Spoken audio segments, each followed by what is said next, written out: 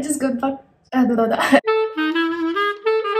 Hi, I just got back from uni. I hope you're doing great. If you're new here, hi, welcome. I am Sanika, and today I'm gonna share a few ways you can save your money as a student. A little background about me: I'm an international student studying in London. I'm from India. I'm doing my master's in luxury brand management. Past few months, I have learned few different ways here and there I can save money and still live my life without really compromising on things.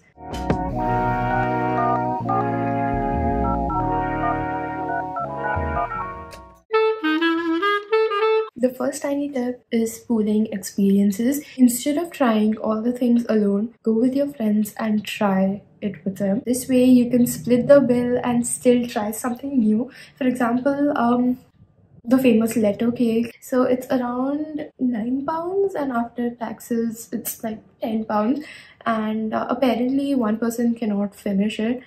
I really love it. Instead of going there and spending £10 alone on it, you can go with your friends. Maybe 3 of you can share, or maybe 2 of you. So like one person will just pay £5 and the other person will pay £5. By this way, you're satisfied that you have tried this experience, and secondly, if you really like it, you can go ahead and spend your money because now you just know it, it's your thing. The second tiny tip is student discounts. One of the best parts of being a student is that you have a lot, and I mean a lot of student discounts every single way. You can sign up to apps or websites, for example Uni Days, and they will show you a list of places you can apply that discount to. Also, while taking an Oyster card, you can take a student card so that your travel is much cheaper. That's what I use. I use a student card, and oh my god, it makes a difference in my life. Also, while applying for a real card, you can get a student discount again. Always ask whenever you go to restaurants, cafes, or any other place. If you don't know if they have an online discount or on their website it's not mentioned, ask if they have a student discount. It doesn't matter, ask for it. They don't know you personally, they don't care about you. You be shameless when it comes to this. Just be like, hey, do you have a student discount? If they say yes, yeah. And if they say no, wait, that's the worst they're gonna say. No, they will not kick you out from a place. They will not say that, hey, you cannot get these items just because you asked for a student discount. And maybe if you think they'll judge you, it's fine, it doesn't matter. Oh, I have a whole video about it. You can just watch that. What if people judge you? But if they judge you, just let it go. Nobody will remember you. You won't remember them. As a person, you have to learn that you don't have to take things personally. You just have to let them go. And you can thrive in your life if you do that.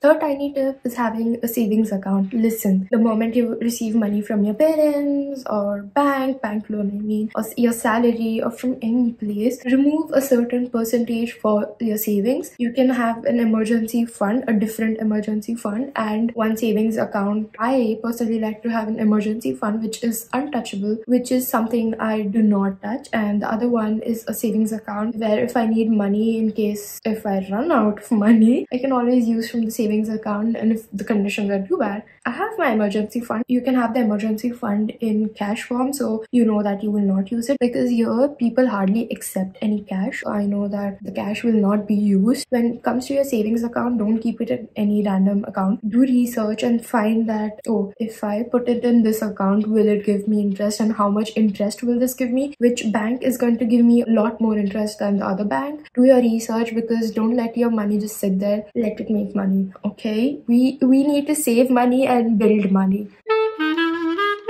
Fourth tiny tip is removing service charge from your final bill. Listen, I dislike to do this, but if you are in a situation where you can only afford the experience, for example going to a hotel or cafe rarely, and you want to try something but the service charge is adding to your budget, ask them politely to remove it. You don't have to feel guilty about it. If I was working there and somebody else removed the service charge, I would feel bad too, but you are a student, you still haven't started earning much. So to compensate in the future, you can start paying like extra tips because you had once removed the service charge. That's how you can compensate. That's my plan too. And you can start paying extra tips, as I said, and in the future you can repay it once you start earning really good amount of money. But right now, if it's something you cannot afford, don't try to impress others or do it for others. Don't feel guilty about it. It is completely okay. Just tell them, hey, sorry, I'm a student, but thank you so much for your service. Kind words will take you a very, very long way.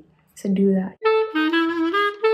Fifth tiny step is to invest your money. I know you'll be like, oh, I don't even have money to invest money. I'm not saying in a huge amount. Literally the basic amount could be 10 pounds or 1,000 rupees. You can invest that for a very long period, for like 15 to 20 years. I know it's a very small investment, but it will give you a big yield in the future, and you will also step into investing. So that's really good. Luckily, my investment agent guides me so well. I have so many multiple policies. I go for LIC. If you're interested, I will definitely link everything down. She is amazing at her work. She will give you the best service, best policy for you. You can start with investing as little as you can do. So you can talk to the agent and she will guide you. Do check the description, because investing is something I really stand with. Every month you can remove a small amount. So after 15 or 20 years, you will have a huge amount and you will thank your past self. Do it for your future self, okay? Also, when it comes to stocks or trading,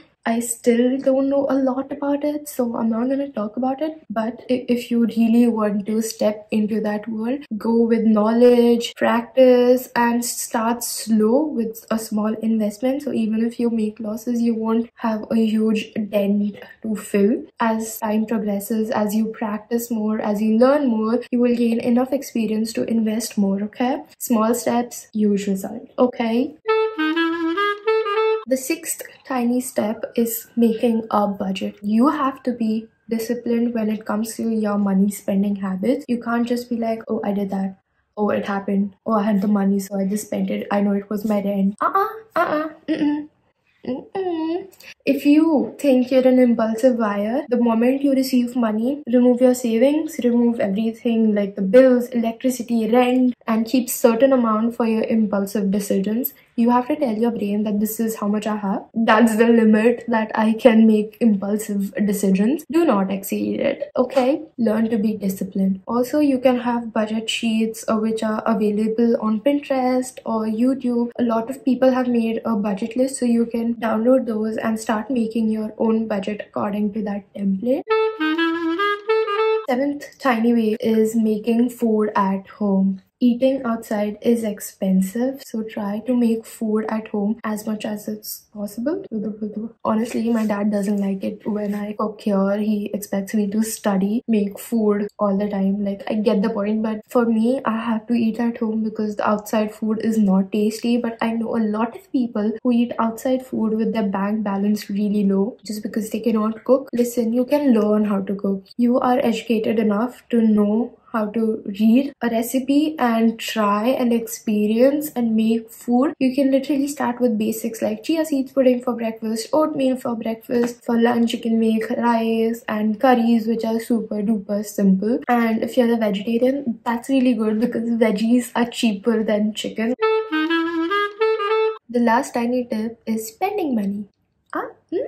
This is something I really wanted to talk and include, that even if you're trying to save money, you can spend some small tiny amount on yourself. You don't have to make holes in your pocket or go bankrupt to just make yourself happy. You can spend around 10 pounds on yourself if you want that top or those earrings which are under 10 pounds. And if they're more expensive, you can save up for 2 or 3 months and spend on yourself. But I feel every month you should definitely spend or gift to yourself something or splurge on yourself, whether it is a bougie experience at coffee or milkshake, which is kind of out of your daily coffee budget. Oh yeah, also make your coffee at home. It's much cheaper, even though I'm no one to say about this, but it's definitely cheaper. Make a budget that this is the amount that I'm gonna spend on myself. I'm gonna give this to myself. I'm gonna take myself out at this bougie place. Do it. Life is absolutely beautiful. You're supposed to enjoy it, have fun, spend ideally and earn. But right now our focus is definitely saving a lot more than spending. But don't forget to spend. I also believe that if you don't spend, you won't get. Like, give to receive. That's like a spiritual manifestation side of me. Don't force yourself to live in a very bad situation. It's important that you stay happy. It is important that you make yourself happy, you keep yourself happy. One more thing I want to add is that when it comes to food, please make sure that you're eating good healthy foods. Even when you go for grocery shopping, try to pick groceries that is healthy. Sometimes the cheaper ones come with really nasty ingredients, so spend 2 or 3 pounds more in it and get something really good quality, because if you don't keep your body healthy, nothing's gonna matter. Health is your priority. So for me, I don't stop myself when it comes to eating something or something I really want to try, or even when I go out to eat, I don't mind spending more than usual if I'm getting good quality food. I prefer quality over quantity. If you are going out at a restaurant or a cafe to have coffee or tea or something tiny thing to eat something at home before and then go to the restaurant, so this way you're kind of full and you won't spend more than your budget. Even while you go for grocery shopping, eat something and then go to grocery shopping. This way you will not get anything impulsively at the grocery store. Yeah, that's it for this video. If you like my video, don't forget to like, subscribe and share. Do subscribe. I'm so close to 1000. Thank you so much, whoever keeps watching my videos. See you. Bye.